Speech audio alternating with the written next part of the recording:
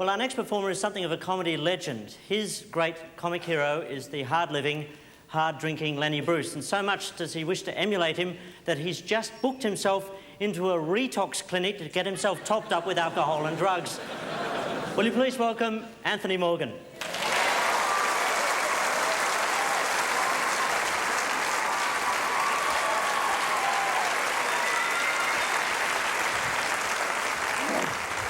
I want to listen before I do anything. I think it's important because I have a bit of a dilemma raging in my head at the moment, and I think I should explain it to you.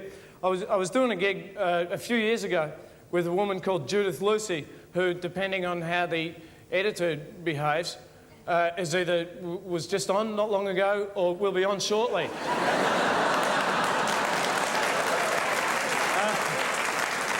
Or may not exist. I was doing a gig with her and she went on first and she was just storming, you know, being just hilariously funny and everything, and everyone was laughing, except when I peeked out through the curtains, there was one woman down the front. Sorry, I pointed at you. It wasn't you, but she was sitting exactly where you're sitting, who was behaving in a way that no one had ever seen anyone behave towards comedy before. She'd gone the wrong colour. You know? So it was weird. So, you know, Judith noticed it and she said, "Oh, my lord, you're going to die." I said, "What the bloody hell's the matter with you?" And the woman said that she was reacting to the hair underneath Judith's arms.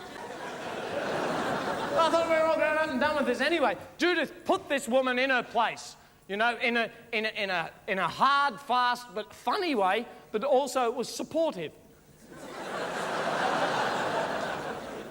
I can't remember it now, but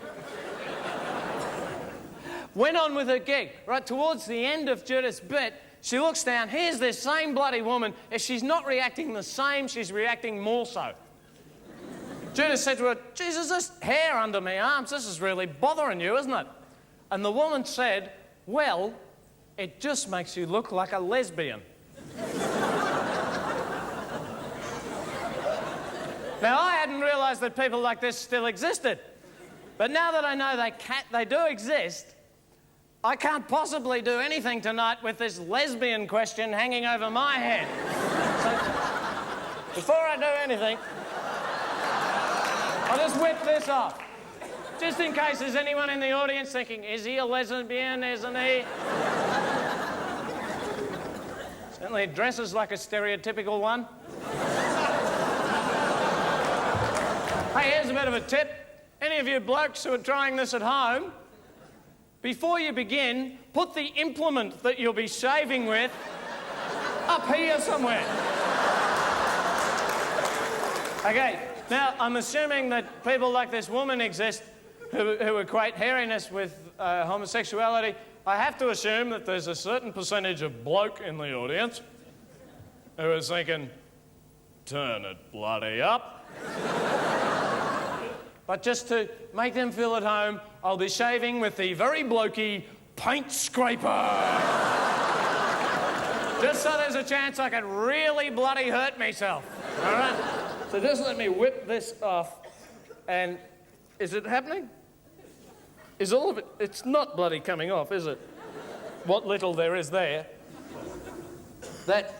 Now, that annoys me. That is the height of flamin' rudeness, if you ask me. Someone's been shaving their legs with me paint scraper. Ladies and gentlemen, Anthony the Handyman Morgan.